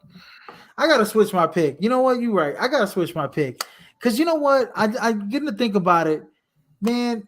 When Rob Dillingham gets it going on the pick and roll Hmm. with Kentucky's bigs, he is a handle. Like I don't think anybody on Marquette can guard Rob Dillingham. As much as we can say how good Tyler Kolek is, as much as we can say how good some of these Marquette guys, Cam Jones, I don't think nobody can guard Rob Dillingham on that team. So yeah, give me Kentucky, give me Kentucky to make it to the Elite Eight against Houston. How about that? But I don't see them beating Houston in the Elite Eight though. I think that's where it stops. I think Houston makes it all the way to the Final Four as a 1 seed. I think Houston makes it to the Final Four. I think we see Houston making it to Arizona and beating Kentucky. But it's going to be interesting though. Who do you got? Who do you got between them? Yeah, I got Houston punching their ticket to Glendale. Yeah, me too. Me too. I mean, they're just going to be too much defensively. They'll Mhm. slow Rob Dillingham down, towards the end. Dillingham's going to give him fits. Man, he's gonna give him a lot of fits. He's gonna give Houston some So, fits too. I mean, that's He's going to gonna be give Houston some a fits too. fun match to watch, but I I think think those. I Houston's think. I just think. half a step above them right now. I think. I think. See, I think what the thing with Houston. I think like Rob Dillingham, Bree Shipper, like they as skilled as they aren't as strong as those guys are. Right? Those guys can really like put them into the post, take them to the basket, bump them off their body. I mean, those guys are grown men, damn near. With 3-4 years in a college weight room, as opposed to Dillingham and Reed Shepard are just fresh off the, fresh out of high school. You know what I mean? So we'll see. But I got Houston punching their ticket all the way to Arizona. And then last bracket we have. So we in the Final Four so far. I got UConn, New Mexico, and Houston in the Final Four. So we're on to the last bracket here. Who do you got in your Final Four? Oh, wow. I got all ones. You got all ones. You got UConn. I just You got noticed that. UConn. You Yeah. got UConn, North Carolina, and And Houston. Houston. Yeah. Okay, UConn, North Carolina, I'm Houston. Okay, tempted for Kentucky, and Illinois yeah, possibly, but I just can't do it. it's gonna be something else. Yeah. Yeah. The first game in the matchup we had Purdue, either going against. I had Montana State, making it going against Mhm. Purdue. Yeah, Purdue wins that easily. Pizza Grambling or Montana State easily. Next game. Next game, yeah. Next game we got I Utah hope State. Purdue can win that one. Yeah, I better hope, right? Utah State going up against TCU, and Utah State, man, they have one of the better big men and Great Ozabar. I like Great Ozabar. This dude, he can really get after it. He's a double machine. He was one of the guys when they went against San Diego State and Utah State. He was one of the guys that was dominating that matchup against Jalen Ledee. So he's a guy that is going to be tough against TCU. Obviously, Jameer Nelson's kid plays for TCU. Also, we got Emmanuel Miller for TCU. I mean, Utah State, man, they can really shoot it. They have a high field goal percentage as a team. Sometimes they sometimes they can struggle a little bit to defend teams. They play at a slower pace. They play in a half court pace. So I like Utah State. I actually like Utah State in this matchup to beat TCU. So do I. But I like both, to be honest. I like This both is gonna be teams a too. fun Me game to too. watch. I This is mean, gonna be a both real fun teams game. going into next game against Purdue, they're both got their own style, somewhat similar, but they're both going to give Purdue fits. I mean, I feel bad for Purdue fans again. They're going to get matched up against the wrong team the first weekend. And either one of these can knock them out. I'm going to go with TCU. Christian. This They is got more this of a is stifling defense that can slow Utah State down, and they're going to push Edie away from the basket when they need to. But as you said, Utah State can do the same thing with their big guy. So you know what? Let me tell you something. What do you do? So TCU likes to run. Where I've yes, seen you play a few times. they like to get out and run, even if it's on a make. They get that ball out fast and they get the running. They like to play in up tempo. They love to play. They love to run the floor. I mean, they crash the glass. They're a good rebounding team, probably one of the best in the nation. But what do you do to stop a team from running You on you? slow them down. Slow pace, and that's what Utah State can do the best. Some of the best. They have that one guy, that one low guy in the low post that can give TCU some fits and great Osbar. So give me Utah State to go up against Purdue in this matchup. They need to protect the ball. Yeah, So this is absolutely. battle of whose pace is going to whose tempo is going to take over, and who can protect and protect the ball, and less turnovers. Utah State's going to win. More Um, turnovers, mhm. more likely the tempo is going to increase because TCU is going to want to push that ball, and they do crash the boards, with the best of them. So it'll be an interesting, you know, seesaw battle on, the tempo throughout the game. All right. So this is a tough game right here. Gonzaga versus McNeese State. This is gonna be a tough game because this is probably one of the worst Gonzaga teams I've seen in quite some time.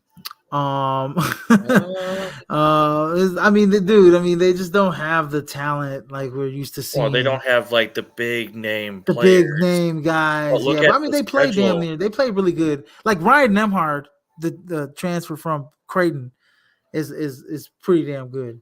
I mean, he's had 10+ assists in the last 3 games. I mean, he's playing at a pretty good, a pretty good pace. Give me McNeese State to win this basketball game. I'll tell you why. McNeese State turns you over. They have great shooting. They got 4 or 5 guys that can. I think 4 guys are shooting. 5 guys. 4 of their 5. It says 4 of their 5 top scorers are shooting better than 40% from 3-point range. Okay. 40% from 3-point range. And they probably would have a higher seed. They probably wouldn't even be playing Gonzaga. They'd probably be like a 10 or a 9 seed if they didn't play such a weak non-conference schedule. Well, yeah, I mean There's a that's the team that thing. has 30 games under their belt, 30 wins under their belt, and they turn the ball, they turn you over, probably one of the best teams. They score the most points off of turnovers in the nation. Yeah, but I mean, look at Gonzaga's schedule. They beat Kentucky, they beat St. Mary's, That's they beat true. San Francisco multiple times too solid. They kept up with UConn and Purdue early on when That's they were true. getting over the Drew Timmy and Jalen Suggs years, with That's true. quote unquote less talent, but this isn't more of an all around Gonzaga team that's flying under the radar, which makes it a more dangerous team than they had last year. They still had a target on their back last year. I mean, Mm. and they have, a Mark Few is their coach. I mean, he can take Mm-hmm. teams, deep into the tournament, no matter what seed they are, or how many star-studded players he has. He doesn't need those to make a deep run.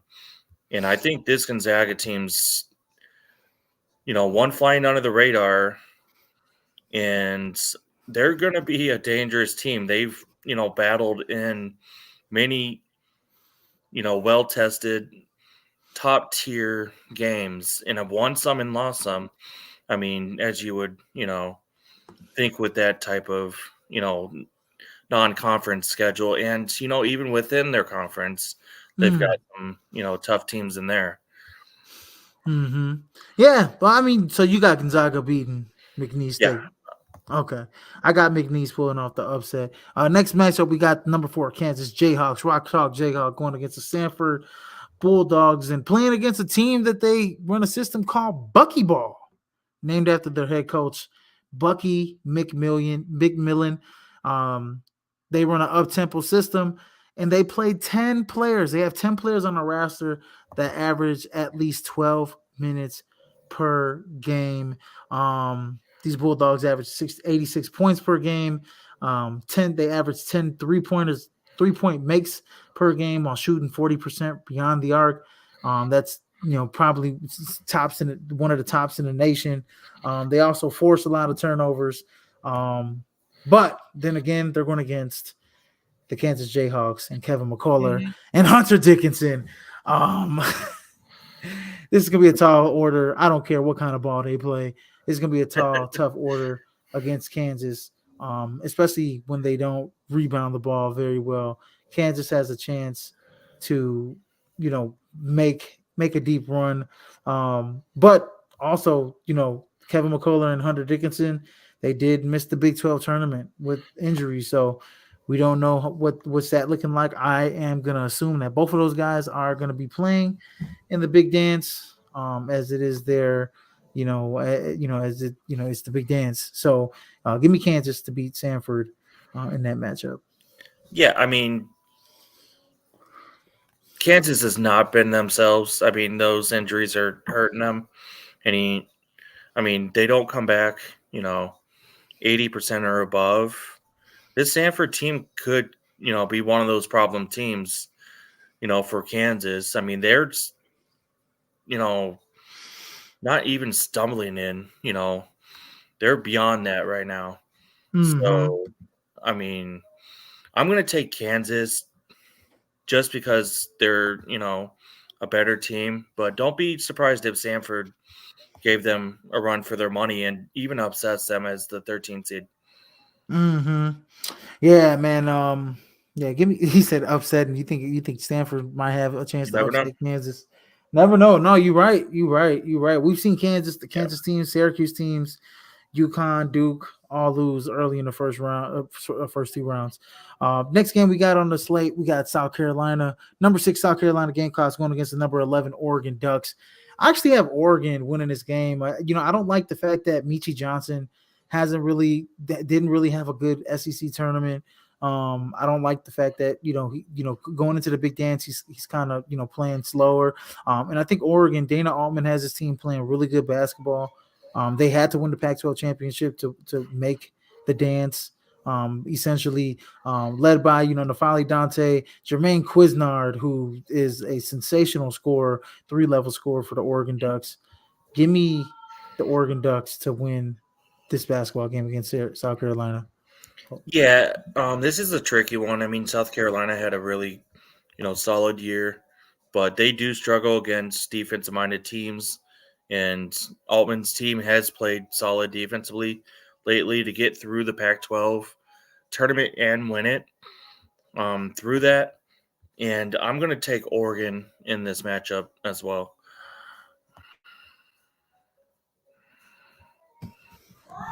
Give me the give me Oregon to win that this basketball game, man. I just think that it's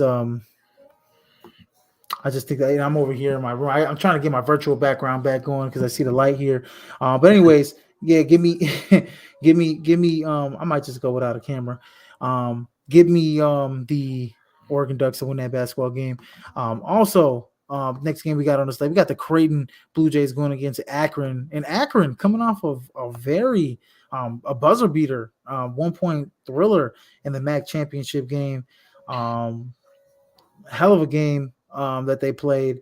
The Akron Zips, led by Enrique Freeman. This is a team that can get hot in the moment, really streaky. He's the Enrique Freeman. He's a nation's leading rebounder at 6'7". At 12.9 rebounds per game. He has 30 double doubles in 34 ball games this season. But with that being said, Creighton is a very, very tough team to play. Baylor Shearman, Trey Alexander, just to start with, that team can really, I mean, they're so balanced, man. Ryan Kalkbrenner, this team is super balanced, man. They can push the tempo, they can force turnovers. This team is primed, ready to go for a deep run, in my opinion. Give me the Creighton Blue Jays. Yeah, I'm going to take Creighton, but this is another, high seed matchup like the Sanford. Kansas we just went over. I watched the Creighton, who was it, Providence game. Creighton had all sorts of troubles in that game throughout it, and a lot of it. I mean, Akron likes that half court setting. Keep it a balanced half court game, and if they can hit their threes, you never know. I mean, Creighton could be in some trouble with this one, but they got way too many, players on their team, and the coaching talent there. I'm going to take Creighton in this one, but Hmm. if Akron can hit their threes and keep it Yeah. within reach, you never know what could happen in Man, this type of game. honestly, I just think Creighton just got so much size, so much Yeah. skill. They're just better than Akron. I mean, Akron, you're talking about a 6'7" guy that's leading them in rebounds. I mean, I know he's one of the more fearsome rebounders in the nation, but I mean, Creighton went to the Elite Eight last year. They're looking to go for a deep run this year. This is one of the teams that I think that can really. I mean, this is a team that I think can beat UConn if they make it to the national. I think that they have a real big shot at beating UConn Mhm. again. They beat UConn at home. So this is a and they obliterated UConn at home. They both beat each other like that. So, but yeah, give me Creighton to beat Akron. Next game we got on the slate, I got Colorado State going up against Texas.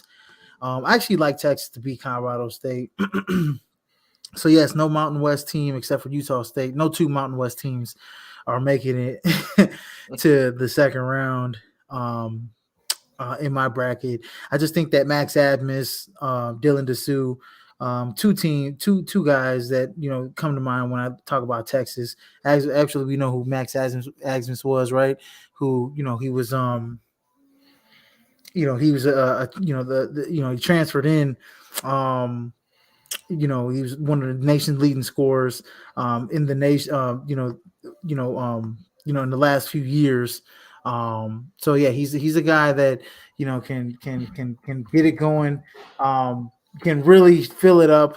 At any moment. And we knew him from his Oral Roberts days, right? When they had a really good game against Duke, right? In the tournament a couple years ago. So Max Adams is a guy that can really fill it up from Texas. So yeah, give me him and Dylan Dessou in Texas beating Colorado State. Um, yeah, I'm going to take Texas in this one too. Colorado State's going to be a tough matchup for them, so I believe this one should go down to the wire. Mm-hmm. But Texas Yeah. will pull this one out. Unlike uh, that Kansas State game, they fell short, but Mm-hmm. they should be able to pull through with this. Absolutely. But Absolutely. And then moving on to the round of 32, I got Purdue going up against Utah State. I don't know who I don't. Did you have TCU or Utah State here? I had the Frogs. Yeah, the Frogs. Yeah, I got Utah State going up against Purdue, and I got for the second year, third year. I don't even know how many years in a row. I got Purdue falling short in the first two rounds again, as Utah State just gives them problems. Even though, man, I mean, Purdue is one of the best teams in the nation. Led by probably the player of the year in Zach Edey.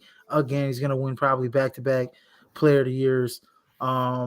But this kid, I mean, they're the first. I mean, last year they lost to the 16 seed. I forget who they lose to last year. Was it St. Peter's? Who was it that they lost to last season? Purdue. I don't know. Who was it? I forgot who they lost to last year, if I'm not mistaken. It wasn't Florida Atlantic. Like UMCS or Oh yeah, UCS. Was it Santa Barbara or? something like that. Yeah, something like that. Yeah, I forgot who the hell Purdue. Um, Farley Dickinson. Oh, they lost to Fairleigh Dickinson. That's who they Yeah. lost to. Yeah, embarrassing. I don't think that happens this year again to them. But they do lose to Utah State, who's a tough team. Like I said, great Osbar. Should have a really have a good game against Zach Edey, even though Zach Edey's a tough matchup. The one thing about Purdue, man, they get to the line a lot. I mean, against Wisconsin in the semifinal game, they got to the line 36 times. I mean, they get to the free throw line a lot. Um, they lost to Wisconsin in OT, by 1 point. And they could have been going against, Illinois. But this is a team that, their guard play is more experienced, another year under their belt. I think they're a little bit more mature. Braden Smith, very good player, very good, leads them in assists. He's the second best player on the team next to Zach Edey. This team can really shoot it. They got 3 or 4 guys that can shoot it from three, shooting over 40% from 3-point range. But with that being said, I think Utah State is just a tougher team than Purdue. I think they're going to bring it to Purdue. They're going to make it close, and they'll win a close game against Purdue. They'll bring their all in that game. So yeah, give me Utah State to win that basketball game against Purdue. Moving on to the Sweet 16. Don't know who you got here. Oh, yeah. I mean, I took the other direction, and as I mentioned, both the teams could beat Purdue. I mean, TCU Mm-hmm. crashes the boards very well and will keep themselves in it and push the tempo. And I think Purdue falls short yet again of the second weekend. Oh, and then the next matchup I got McNeese State going up against number 4 Kansas. I actually like Kansas to win that basketball game. Just a little bit more, just a little bit more talented than McNeese State. Even though I know McNeese brings it on the defensive end, they can shoot the ball. I like Kansas to win that basketball game, make it to Sweet 16 against Utah State in that matchup. Yeah, I had Gonzaga, and I'm going to stick with Gonzaga making a run this year Against as Utah State. the under the radar 5 seed. You got Big Purdue Valley beating and TCU or no, I got no? TCU beating TCU Purdue. beating Purdue. So I got Okay. TCU Gonzaga. TCU Gonzaga. That's going to be a hell of a matchup if Yeah. that pans out. Yeah. We got number 11 Oregon. I got number 11 Oregon going up against number 3 Creighton in the round of 32. It's going to be an interesting matchup, man. Oregon's playing some really good basketball right now. Dan Allman's got that team humming, but I think Creighton is just poised to go on a deep run. I like Creighton to beat Oregon in the round of 32 and make it to the Sweet 16 here. I'm going to go with Oregon. And coming in hot, Altman's, going to have his defense, ready for this game. I mean, they played some tough scoring opponents and teams in that Pac-12 tournament with U of A, Colorado. Mm-hmm. And I think they continue their run in the first weekend here and take down Creighton. Yeah, I think man, that matchup between like Trey Alexander, Jermaine Quiznar is gonna be hell of a matchup. But I just think Creighton just has too much firepower, I think, against Oregon. So yeah, give me Creighton. Then the next matchup, we didn't even talk about Tennessee because I just think Tennessee's just gonna obliterate St. Peter's. We didn't even talk about Tennessee, but I got Texas going up against Tennessee.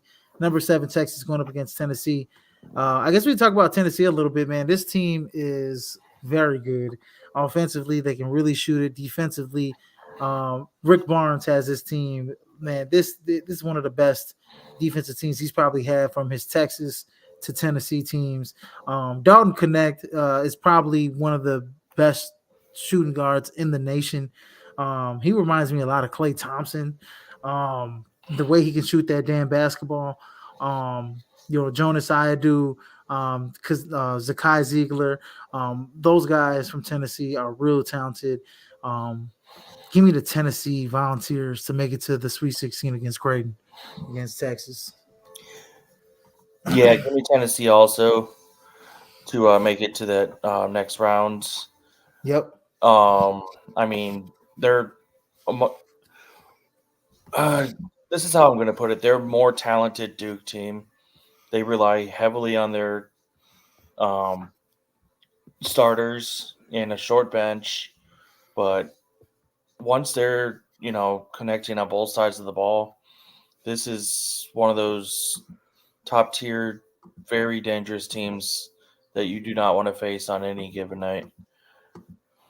Yeah, absolutely. No, you don't want to face Tennessee on any night um, when it comes down to it. And then in the Sweet 16, I got Utah State going up against Kansas. Um, that's gonna be a tough game. I think for I think this is gonna be this. I think this is gonna be a tough game for Kansas, man. But I still got the Jayhawks making it to the Elite Eight. Yeah, Kansas is just a very tough team. I think Hunter Dickinson gives them that different dynamic that they haven't had in the last couple of years. Even though I do think the injuries may play a big role in this, I think they're just a little bit more talented than Utah State. It's gonna be a tough game, though. Yeah, no, absolutely. I mean, I got Gonzaga and TCU, which is going to be actually a fun one to watch. A um, repeat of last year's game. Uh, Forget who won that one last year, but I got Gonzaga taking it this year. So um, with Graham Ike, I mean Nembart, dishing the ball out. He's had what double digit assists in several games Mm-hmm. in a row now lately. I mean, as I said, this is one of those under. I'm going to keep saying it, under the radar. Gonzaga teams. Doesn't have a target on their back like they've had in the past, and honestly, that makes them, a more dangerous threat.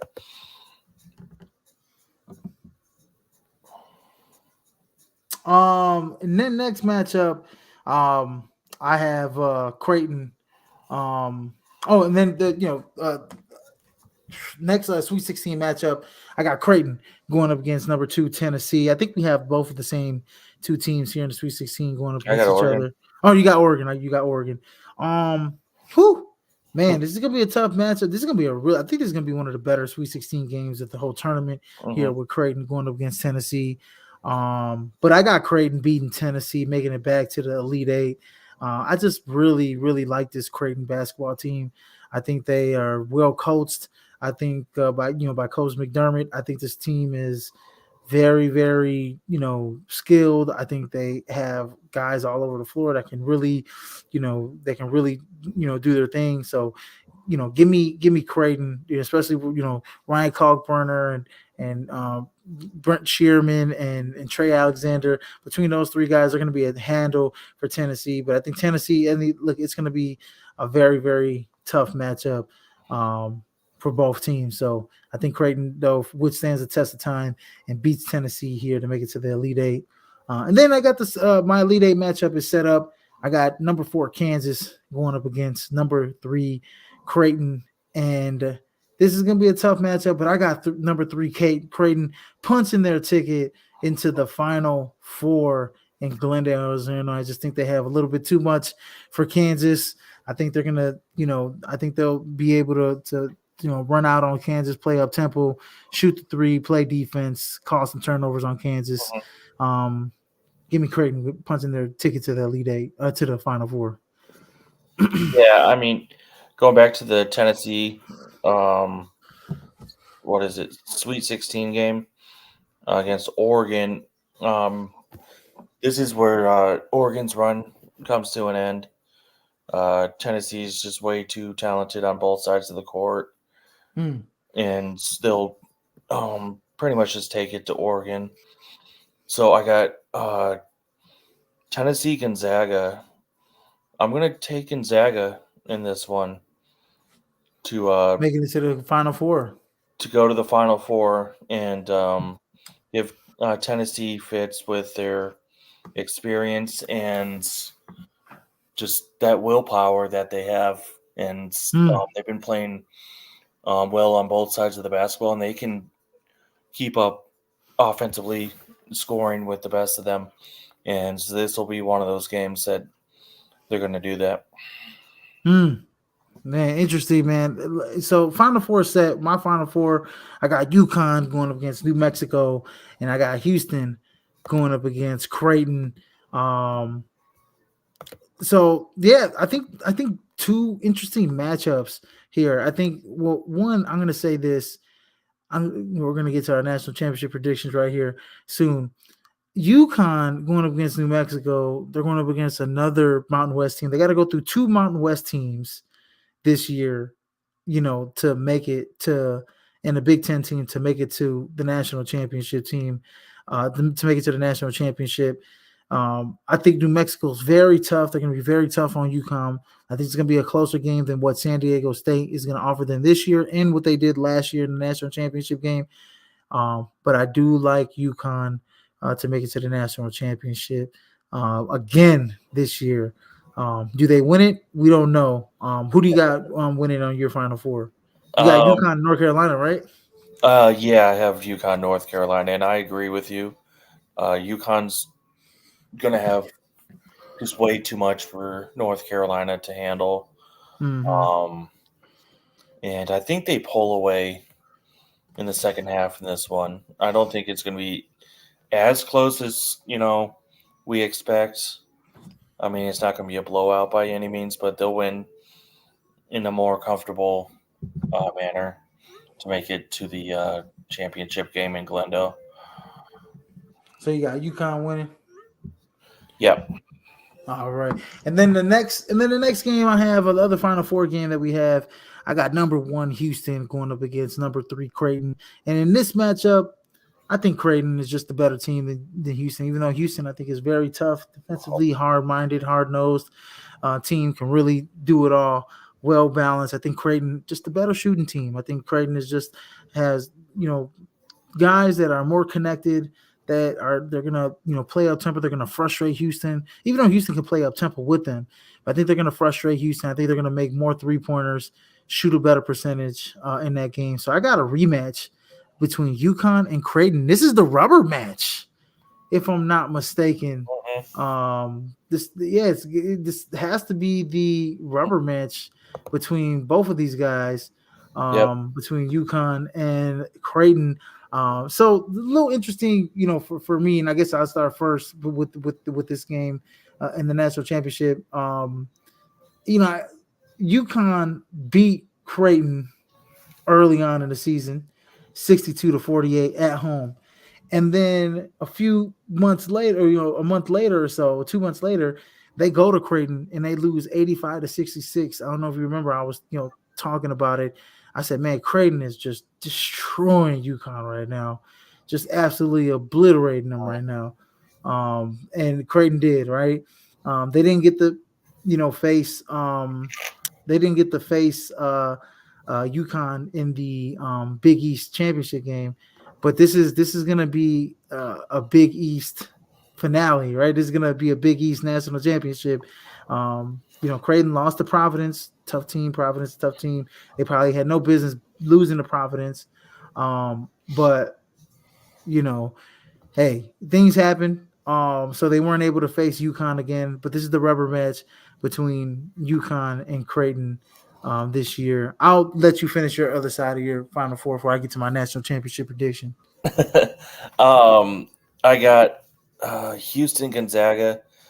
This is going to be a very interesting battle. Both well coached, both played, well on both sides of the ball. I just got a hunch Houston's going to be able to, get over that hump this year and make it to the championship. Like a lot of us have, expected them over the last couple of years or so. Mm-hmm. But don't be surprised if Gonzaga, takes it to them and, beats them. I mean, as they have, beaten, top tier teams this season as it is. But I got Houston, UConn in this one. I'm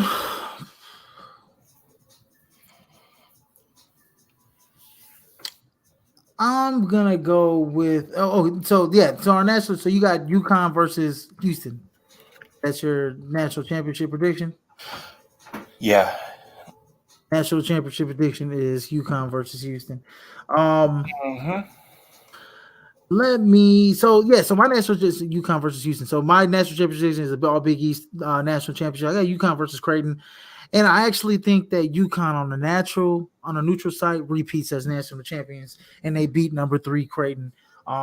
This is going to be a very close game, though, very contrasting styles, in my opinion. But I do got the UConn Huskies repeating. Very tough to repeat as national champions in college basketball, but I do think the UConn Huskies pull it off. They're the most dominant team in college basketball, but they have a very tough road. By the time they get to Creighton, they're going to be very battle tested. They're going to see a lot of really good teams that play similar styles like Creighton does. So give me the UConn Huskies winning that game against Creighton, but it's going to be a very close game, down to the wire type of basketball game for the UConn Huskies. Yeah, I'm gonna take UConn too. This is gonna be a very difficult, pick. I'm kind of back and forth on it still. I mean, Yeah. obviously we're gonna play around with our brackets, but initial thoughts, yeah, UConn is more experienced, and I think they could pull off the. They can make it. They'll pull off the back-to-back championships this year over Houston. So I Yeah. mean, Houston's had matchup problems against certain teams similar to UConn. I mean, they lost to Iowa State twice. I mean, we just saw them get annihilated against them. Mm-hmm. When was it? Yesterday. So give Yeah, me absolutely. who's obviously a couple steps ahead of Iowa State. So I'm gonna Absolutely. give the Huskies. Absolutely, man. Yeah, no, absolutely. I think UConn has the makings to make it back to the national championship game and to win the national championship game. But we'll see. It's going to be very tough, man. But you guys go ahead and hopefully you guys watch the show. You guys filled out your brackets while watching the show. Go ahead and catch my tournament predictions. I might change some things tomorrow when I write these articles here tomorrow. So go ahead and catch that on pswmg.com. I'll drop those article links on Facebook tomorrow night when you see them. And make sure to please like, share, and subscribe to the podcast here at Pine Sports World. In case you missed it, you catch us on all streaming platforms where podcasts can be heard, ladies and gentlemen. But that's been a wrap for College Basketball Man. It's our NCAA tournament preview show. We will come back here next week and talk about the Sweet 16 after the first couple rounds here next weekend and kind of preview that as we get more into this NCAA tournament this year. March Madness is here, my James, man, and we're here to bring it to you here from at Prime Sports World, guys. But I'm your host, Israel Rivera. That's Matt James, and in case I miss you guys, good afternoon, good evening, and good night, ladies and gentlemen. All right, guys, have a good week. Peace out and sayonara, suckers.